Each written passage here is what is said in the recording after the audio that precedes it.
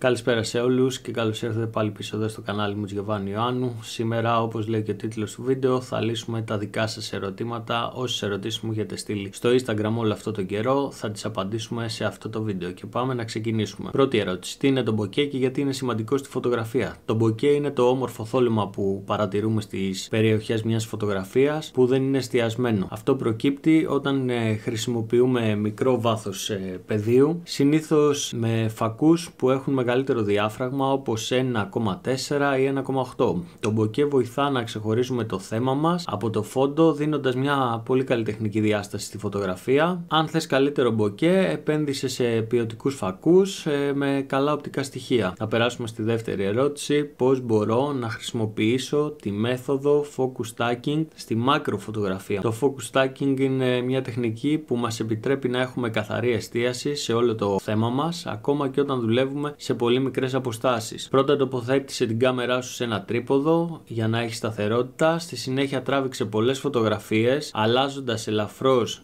το σημείο εστίασης σε κάθε μία από αυτές τις φωτογραφίες. Τέλος, σύνδεσε όλες τις εικόνες που έχεις τραβήξει, όλες τις φωτογραφίες, σε κάποιο λογισμικό όπως Photoshop ή Helicon Focus. Σαν αποτέλεσμα θα έχεις ένα τέλειο μακροφωτογραφικό πλάνο με την απόλυτη ευκρίνεια. Ας περάσουμε και στο τρίτο ερώτημα: τι είναι το budding στη φωτογραφία και πώς μπορώ να το αποφύγω? Το budding είναι αυτές οι γραμμές ή λωρίδες που εμφανίζονται σε φωτογραφίες με ομαλές μεταβάσεις φωτεινότητας, όπως ένας ουρανός. Αυτό συνήθως συμβαίνει λόγω χαμηλής ποιότητας αρχείων JPEG ή υπερβολικής επεξεργασίας. Για να το αποφύγεις, προτίμησε να τραβάς RAW και να προσέχεις να μην υπερβάλλεις στην επεξεργασία της αντίθεσης ή του saturation. Εάν εμφανιστεί budding, μπορείς να το μειώσεις με φίλτρα θορύβου στο λογισμικό επεξεργασία σου, Lightroom ή Photoshop. Τέταρτη ερώτηση: τι είναι ο νόμος του αντίστροφου τετραγώνου και πώς επηρεάζει τη χρήση φωτός στη φωτογραφία? Ο νόμος του αντίστροφου τετραγώνου μας εξηγεί ότι όσο απομακρύνουμε μια πηγή φωτός, η έντασή της μειώνεται δραστικά. Συγκεκριμένα, αν διπλασιάσουμε την απόσταση, το φως μειώνεται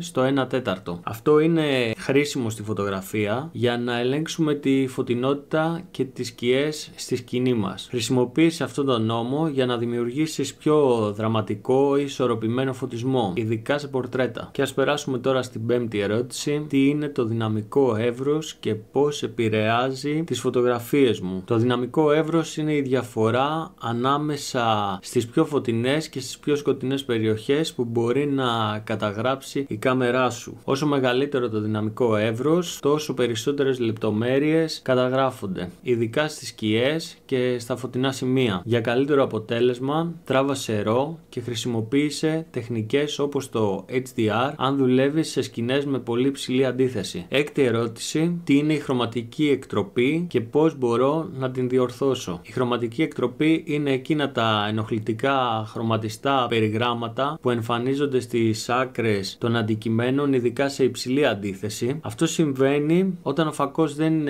εστιάζει σωστά όλα τα χρώματα στο ίδιο σημείο. Για να την αποφύγουμε τώρα, χρησιμοποιούμε φακούς υψηλής ποιότητας ή διορθώνουμε το πρόβλημα στην επεξεργασία με το Lightroom. Έβδομη ερώτηση: τι είναι το μουαρέ και πώς μπορώ να το αποφύγω? Το μουαρέ είναι εκείνα τα κυματιστά μοτίβα που εμφανίζονται όταν φωτογραφίζεις θέματα με επαναλαμβανόμενα σχέδια όπως ρούχα ή οθόνες. Για να αποφύγεις, άλλαξε τη γωνία λήψης σου ή χρησιμοποίησε φακούς που ενσωματώνουν φίλτρα low pass. Μπορείς επίσης να διορθώσεις εν μέρει στην επεξεργασία σου. Ερώτηση 8η: τι είναι το diffraction και πώς επηρεάζει την ευκρίνεια των φωτογραφιών μου? Το diffraction είναι το φαινόμενο που το φως διασκορπίζεται όταν περνά μέσα από ένα πολύ μικρό διάφραγμα όπως f16 ή f22. Αυτό μπορεί να μειώσει την ευκρίνεια της φωτογραφίας σου, ειδικά αν την μεγενθύνεις. Για να το αποφύγεις, χρησιμοποίησε διαφράγματα όπως f8 ή f11, τα οποία θεωρούνται sweet spot για τους περισσότερους φακούς. Αν χρειάζεσαι μεγάλο βάθος πεδίου, μπορείς να δοκιμάσεις το focus stacking αντί να κλείσεις πολύ το διάφραγμά σου. Ερώτηση 9η: τι είναι το lens flare και πώς μπορώ να το εκμεταλλευτώ δημιουργικά? Το lens flare είναι εκείνες οι φωτεινές αντανακλάσεις που εμφανίζονται εμφανίζονται όταν το φως πέφτει απευθείας πάνω στον φακό σου. Εμφανίζεται συνήθως όταν φωτογραφίζεις με την πηγή φωτός όπως τον ήλιο στο κάδρο σου. Μπορείς να το αποφύγεις τώρα χρησιμοποιώντας παρασόλ ή σκιάζοντας με το χέρι σου το φακό σου. Ωστόσο μπορείς να εκμεταλλευτείς δημιουργικά προσθέτοντας δραματικότητα ή ρομαντισμό σε σκηνές όπως πορτρέτα με τον ήλιο στο φόντο σου. Πάμε στη 10η ερώτηση. Τι είναι το focus picking και πότε το χρησιμοποιώ? Το focus picking είναι μια λειτουργία στις κάμερες που μας βοηθά να βλέπουμε ποια σημεία είναι εστιασμένα μέσω χρωματιστών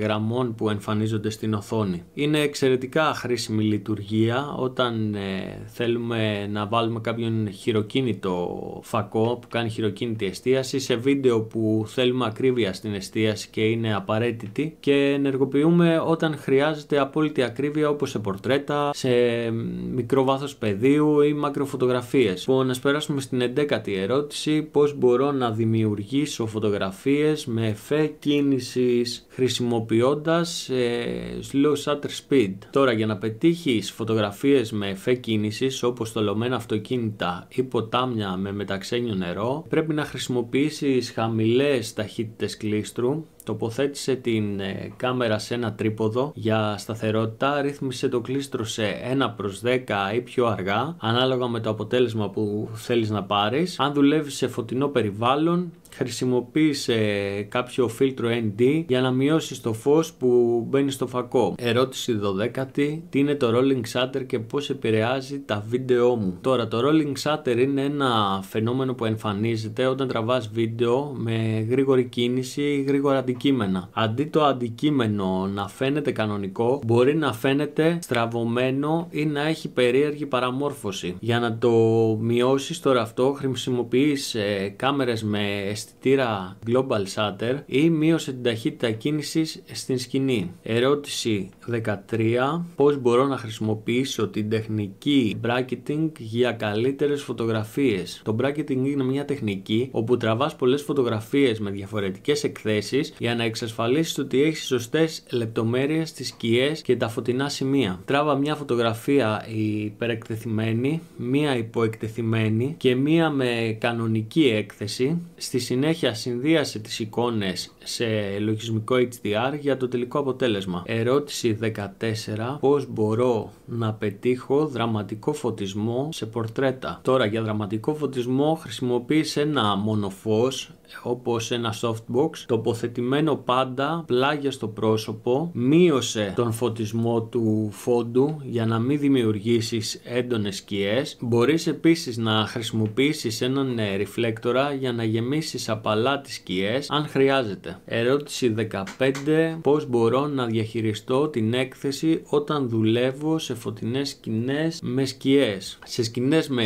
υψηλή αντίθεση όπως φωτεινές μέρες με έντονο ήλιο, χρησιμοποίησε φίλτρα ND για να μειώσει το φως. Αν τραβάς πορτρέτα τώρα, φρόντισε το θέμα να βρίσκεται στη σκιά για ομοιόμορφο φωτισμό. Εναλλακτικά χρησιμοποίησε flash ή ανακλαστήρες για να γεμίσει τις σκιές σου. Ερώτηση 16. Τι είναι το color grading και πώς επηρεάζει τη φωτογραφία μου? Το color grading είναι η διαδικασία προσαρμογής των χρωμάτων μιας φωτογραφίας για καλλιτεχνικούς ή αισθητικούς λόγους. Χρησιμοποιείς εργαλεία όπως το Lightroom για να ρυθμίσεις τη θερμοκρασία, την απόχρωση και τον κορεσμό, προσδίδοντας μια συγκεκριμένη διάθεση ή στυλ στη φωτογραφία σου. Και πάμε στην ερώτηση 17. Πώς μπορώ να πετύχω σωστή σύνθεση σε φωτογραφίες με πολλαπλά θέματα? Πρώτα, ακολούθησε τον κανόνα των τρίτων για να τοποθετήσεις τα βασικά σου θέματα σωστά. Φρόντισε οι γραμμές και οι φόρμες στη φωτογραφία να κατευθύνουν το βλέμμα του θεατή. Απέφυγε την υπερφόρτωση του κάνδρου, αφήνοντας κενό χώρο για να έχεις μια ισορροπία στη φωτογραφία σου. Ερώτηση 18. Τι είναι το histogram και πώς μπορώ να το χρησιμοποιήσω για σωστή έκθεση? Τώρα, το histogram είναι ένα γραφικό εργαλείο που δείχνει την διανομή φωτεινότητας στην φωτογραφία σου. Η αριστερή πλευρά αντιπροσωπεύει τις σκιές, η δεξιά τα φωτεινά σημεία και η μέση είναι για τους μεσαίους τόνους. Τώρα, αν θες να έχεις σωστή έκθεση, φρόντισε το histogram να μην κολλάει στις άκρες, γιατί αυτό σημαίνει ότι χάνεις σημαντικά από τη λεπτομέρεια στις σκιές και στα φωτεινά σημεία. Χρησιμοποίησέ το σε πραγματικό χρόνο, πάντα για να ρυθμίσεις τις παραμέτρους της φωτογραφίας σου, όπως την ταχύτητα κλίστρου, το διάφραγμα ή το ISO σου. Και να περάσουμε στην ερώτηση 19. Πώς μπορώ να πετύχω κινηματογραφική αισθητική στις φωτογραφίες μου? Τώρα, για να δώσεις στις φωτογραφίες σου κινηματογραφικό ύφος, το πρώτο πράγμα που πρέπει να κάνεις είναι να χρησιμοποιήσεις χαμηλό βάθος πεδίου με διαφράγματα όπως f1,8 ή f2,8. Δεύτερο, προτίμησε φυσικό ή ήπιο φωτισμό όπως τη χρυσή ώρα. Τρίτο, διάλεξε χρωματική παλέτα εμπνευσμένη από ταινίες με ελαφρώς θερμά ή ψυχρά χρώματα. Τέταρτον, χρησιμοποίησε αναμορφικό style κάνδρου ή crop 2.35 για δραματικότερο αποτέλεσμα. Και πέμπτο και τελευταίο, επεξεργάζεσαι τις φωτογραφίες σου είτε στο Lightroom είτε στο Photoshop με την εμφάνιση στο color grading. Αυτό ήταν λοιπόν ένα σύντομο βιντεάκι με τις ερωτήσεις που μου έχετε στείλει τόσο καιρό και δεν τις έχω απαντήσει σε βίντεο. Ήθελα να μαζευτούν αρκετές, μαζευτήκαν 19, νομίζω ήταν 20, έχασα μία, αλλά εντάξει. Αν θέλετε να στέλνετε και άλλες ερωτήσεις που μπορεί να έχετε, είτε μπορείτε να τις γράψετε κάτω στα σχόλια, είτε μπορείτε να με βρείτε στο Instagram και να μου τις στείλετε εκεί σε προσωπικό μήνυμα. Επίσης μην ξεχνάτε να κάνετε μια εγγραφούλα στο κανάλι να ανέβουμε και ένα like στο βίντεο αν σας άρεσε. Αν δεν σας άρεσε το βίντεο, ξέρετε dislike και γράψτε στα σχόλια ότι γουστάρετε εσείς. Θα τα πούμε πολύ σύντομα σε επόμενο βίντεο. Γεια σας!